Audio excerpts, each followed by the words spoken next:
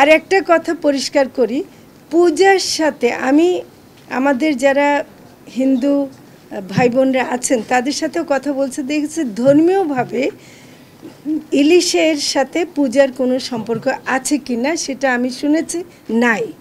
কাজে এটা আমরা যেমন ভালো খাবার খাই, সে ভালো খাবার খাওয়ার একটা অংশ হিসেবে তারা নিতে চাচ্ছে, কিন্তু পূজার সাথে এটার কোনো সম্পর্ক নাই। তো এটা পরিষ্কার করা দরকার। অনেক সময় মনে হবে যে আমরা খুব নিষ্ঠুরভাবে একটা ধর্মীয় অনুষ্ঠানকে ক্ষতিগ্রস্ত করছে, তা কিন্তু না। আপনারা দয়া করে বাণিজ্য মন্ত্রণালয়ের সাথে কথা বলেন, তারা নিশ্চয়ই বিশেষ একটি অনুরোধের প্রেক্ষিতে করেছেন। না, কিছু জিনিস পরিষ্কার হওয়া দরকার। একটা হলো যে গতকাল যেটা করেছে সেটা বাণিজ্য মন্ত্রণালয় দিয়েছে, অনুমোদনটা দিয়েছে, যেটা ভারতের যারা মৎস্য ব্যবসায়ী এবং বাংলাদেশের মৎস্য ব্যবসায়ী তারা একটা অনুরোধের প্রেক্ষিতে এটা বাণিজ্য মন্ত্রণালয় দিয়েছে। এর সাথে মৎস্য ও প্রাণী সম্পদ মন্ত্রণালয়ের কোনো সম্পর্ক নেই।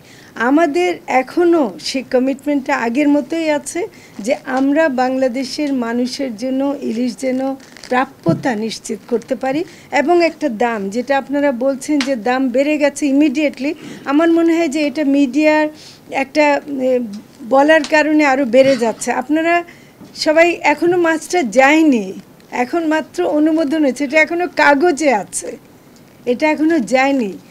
যদি এর প্রভাবে দাম বাড়ে সেটা আমরা মনে করি যে এটা বাড়া উচিত হবে না। এই জন্যে যে আমাদের যে মূল প্রাপ্যতা এবার বোধহয় 5,30,000 টন হয়েছে, এর মধ্যে 3,000 টন অনুমতি দেওয়া হয়েছে, কিন্তু গত বছরও এই 3,000 টনের বেশি অনুমতি দেওয়ার পরও কিন্তু তারা ততগুলো নিতে পারেনি। তো ফলে আসলে কত যাবে সেটা আমরা এখনো জানি না।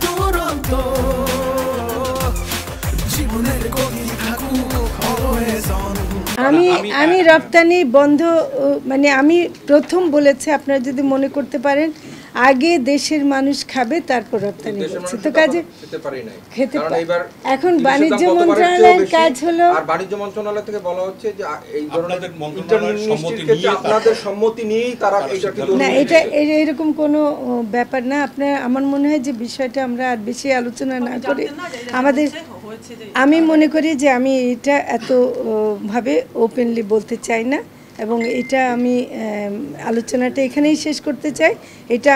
এটা বলেই শেষ করব, বাণিজ্য মন্ত্রণালয় স্বাধীনভাবে এটা তারা দিয়েছেন এবং তারা একটা অনুরোধের প্রেক্ষিতে দিয়েছেন। ভারতে দুর্গাপূজা উপলক্ষে বিশেষ অনুরোধ ছিল, সেই অনুযায়ী তারা করেছেন, সেটা তাদেরকে আমি তো জোর করতে পারি না। ঠিক আছে, আমি আর কিছু কথা বলতে চাই।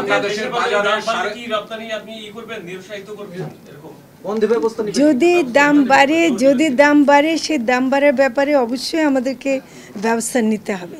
বাংলাদেশের বাজারে 350 গ্রাম ওজনের ইলিশ 700 টাকা কেজি, আর গতকালকে আমি কলকাতায় খবর দিয়েছি, সেইখানে 2800 টাকা রুপিতে, 2860 টাকা রুপিতে কেজি বিক্রি হচ্ছে ইলিশ।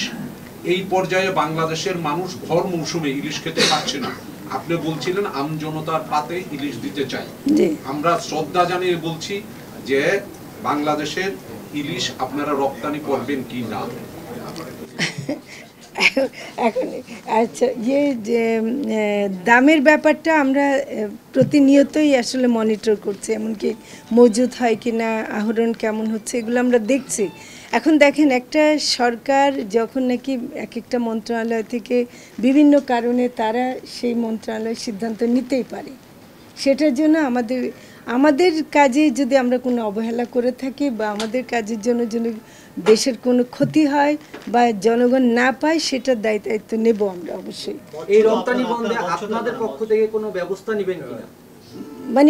রপ্তানি বন্ধের জন্য না, রপ্তানি বন্ধের তো দায়িত্ব আমার না, বুঝছেন। আমি আহ্বান জানাতে পারি, কিন্তু আমি বন্ধ করতে পারি না, বুঝছেন। আমি আগে জানিয়ে ফেলেছি যা, কিন্তু এখন ওরা বলছে দুর্গাপূজাকে কেন্দ্র করে তারা বিশেষ যে অনুরোধ পেয়েছে সেই অনুযায়ী যদি তারা করে থাকে, সেটা তো আমি জোর করে কিছু করতে পারবো।